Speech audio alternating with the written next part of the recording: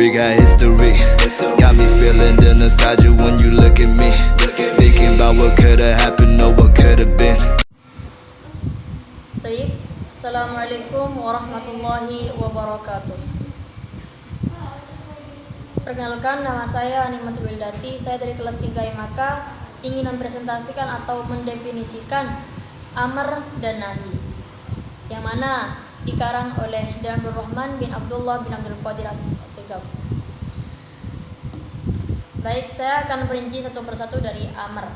Pertama itu amr. Ma huwal amr? Ta'riful amr huwa istida'ul fi'li bil qawli mimman huwa dunahu ala sabilil wujub. Artinya, perintah itu adalah sebuah permintaan atau permohonan yang dilakukan oleh atasan kepada bawahan untuk melakukan kewajiban, yang mana bisa disimpulkan bahwa perintah itu adalah hukum yang wajib untuk dilakukan. Yang kedua, sighatul amri. Ma huwa sighatul amri? As-sighatu adallati 'ala amri hiya sighatul if'il. Jadi, sighatul amri yaitu lafaz atau kata yang berawal dari kata if'il. Contohnya seperti if'il, iftah, i'lam, ketahuilah, bukalah atau lakukanlah. Allah di sini menunjukkan bahwa perintah itu wajib untuk dilakukan. Yang ketiga, sighatu if'il inda itlaq wa tajarrudi 'anil qara'in tahmilu 'alal wujub. Maksudnya, sighat if'il di sini yaitu mutlak atas kewajiban dan sepi dari beberapa qarinah atau dalil yang menunjukkan pada lainnya wajib. Contohnya di sini seperti idza qumtu ila sholati fakabbir. Jadi, ketika kamu melaksanakan sholat, maka bertakbirlah. Jadi, ketika kamu melaksanakan sholat, setiap melaksanakan sholat, maka diwajibkan untuk takbiratul ihram. Karena takbiratul ihram itu merupakan rukun dari sholat. Maka fakabir di sini, kabir, yaitu asal dari kata if'il, bertakbirlah. Sama halnya dengan tadi, lah di sini menunjukkan bahwa pekerjaan itu wajib untuk dilakukan.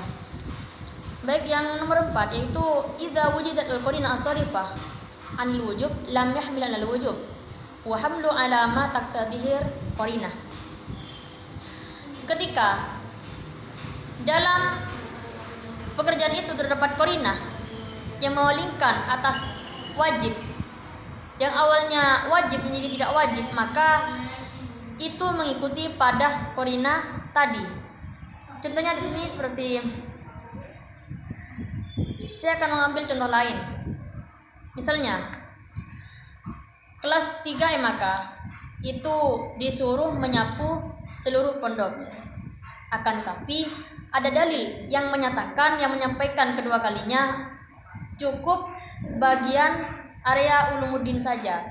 Maka yang wajib diikuti itu qarinah yang kedua, cukup ulumuddin, tidak untuk semuanya. Yang kelima, al-amru la yaqtadi takrar illa idza dalla dalilun ala qasdi takrar. Maksud di sini yaitu perintah itu tidak menunjukkan untuk diulang-ulang kecuali ketika ada dalil yang menunjukkan perintah itu untuk diulang-ulang. Contohnya yaitu idza sami'a mu'adzinan ba'da mu'adzin fal mutaba'ati sunnatun tahtassu bil mu'adzin al-awwal li'anna al-amru la yaqtadi takrar. Maksudnya, ketika Anda mendengar muadzin atau orang yang adzan pertama kali, misalnya Anda mendengar di Langkar Timur adzan dan di masjid adzan, dan adzan yang pertama kali itu di masjid, maka bagi pendengar adzan itu wajib mengikuti di masjid, ikuti yang pertama, dan tidak wajib untuk mengikuti yang kedua kalinya, yang ketiga kalinya, atau seterusnya. Yang hanya wajib itu yang pertama, itu di masjid. Yang keenam yaitu al-amru al-mu'allaqu bi syartin aw sifatin yaqtadi takrar. Perintah di sini itu bergantung pada syarat atau sifat yang menunjukkan untuk diulang-ulang. Contohnya yang syarat, wa in kuntum junuban fattahharu. Ketika Anda semua junub, maka diwajibkan untuk mandi atau bersuci. Maksudnya, yang disebut dengan syarat di sini yaitu fattoharunya. Syaratnya yaitu harus bersuci. Ketika setiap kali junub itu bersuci. Sedangkan contoh yang sifat yaitu wasariqu wasariqatu faqta'u aydiyahuma. Jadi bagi pencuri laki-laki dan pencuri perempuan, apabila mereka itu mencuri, setiap kali mencuri itu wajib dipotong tangannya. Yang menunjukkan sifat di sini yaitu as-sariqu dan was-sariqatu. As-sabi'an, al-amru la yatadil faur. Perintah itu tidak terikat pada waktu atau tidak menunjukkan kesegeraan. Maksudnya, perintah itu hanya wajib dilakukan, tidak harus disegerakan.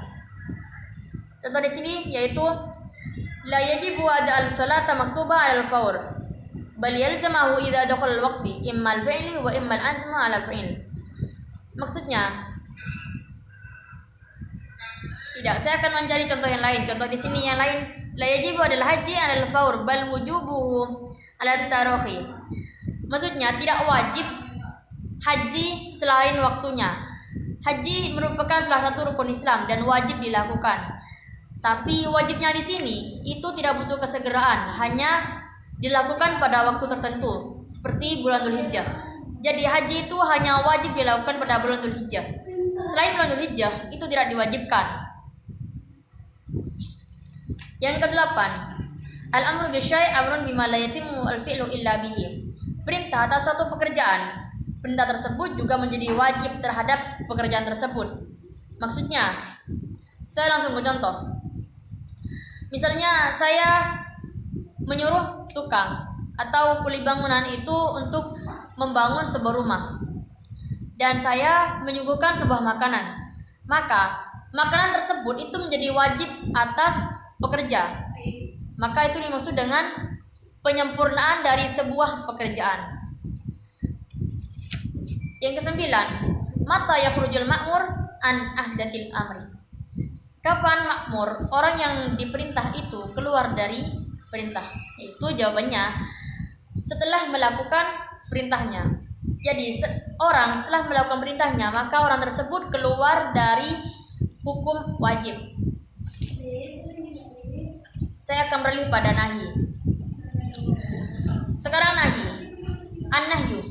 Nahyu secara global atau secara umum itu larangan. Ayo takrif.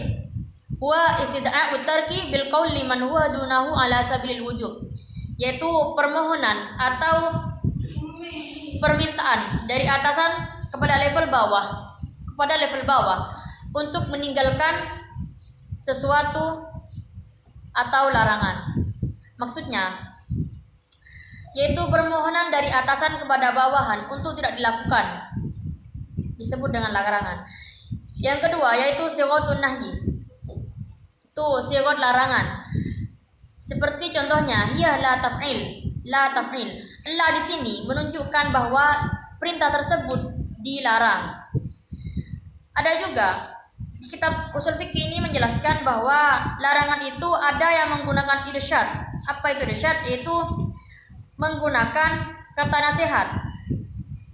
Contohnya di sini seperti apabila Anda melakukan zina, maka itu akan mendapatkan dosa.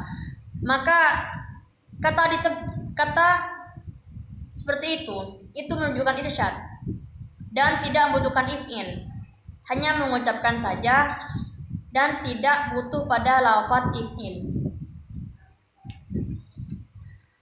Yang ketiga, walafdun nahyi yutlaqu atau an-nahyi yutlaqu al-muhrim, tahrim wal makruh. Maksudnya hukum secara umum dari nahi itu adalah haram. Kata lafaz la taf'al ini itu pasti menunjukkan haram, tidak boleh untuk dilakukan atau sebuah larangan. Yang ketiga yaitu al-aslu fin nahyi at-tahrim atau haram. Jadi hukum asal dari nahi atau larangan itu haram, makruh apabila ada qarinah yang datang pada hukum haram. Yang keempat, Yang keempat, an-nahyu anisyai amrun bididdihi, yaitu suatu larangan yang diperintahkan dengan lafaz lawan kata. Contohnya di sini yaitu la tajlis. La tajlis artinya jangan duduk, maka yang diperintahkan itu berdiri atau tidur. Yang penting la tajlis, jangan duduk. Yang kelima, yaitu al-aslu fin nahyi al-mutlaqu yaqtadi takror. Hukum asal larangan ini mutlak dan harus diulang-ulang. Contoh, ya setiap larangan, semua larangan itu hukumnya mutlak. Maksudnya mutlak ini semuanya dihukumi diulang-ulang. Contohnya seperti jangan menyapu di halaman ini. Maka kata jangan menyapu di halaman ini itu untuk selamanya, kecuali ada qarinah yang datang pada hukum tadi. Misalnya la taknus hadhihi saha, jangan menyapu di halaman ini. Pas kemudian datang sebuah qarinah yang menjelaskan bahwa hanya dihukumi makruh. Menyapu atau tidak menyapu itu hukumnya boleh, tidak dihukumi haram. Gitu. Yang terakhir, an-nahyu yadullu 'alal fasad fil ibadah. Hukum larangan yang menunjukkan atas rusaknya ibadah. Ini dicontohkan pada wanita yang haid. Jadi, wanita yang haid itu dapat merusak pada hukumnya ibadah seperti sholat, puasa, dan yang lainnya. Maka itu dapat merusak pada ibadah yang dilakukan meskipun dia dalam keadaan haid, itu tidak diperbolehkan. Baik, cukup sekian definisi usul fikih dari saya yang dibimbing oleh Ustadz Amir Fuad LC. Apabila dalam kata saya tidak ada permasalahan atau ada kesalahan, saya mohon maaf sebesar-besarnya. Semoga bermanfaat. Akhiran kalam. Assalamualaikum warahmatullahi wabarakatuh.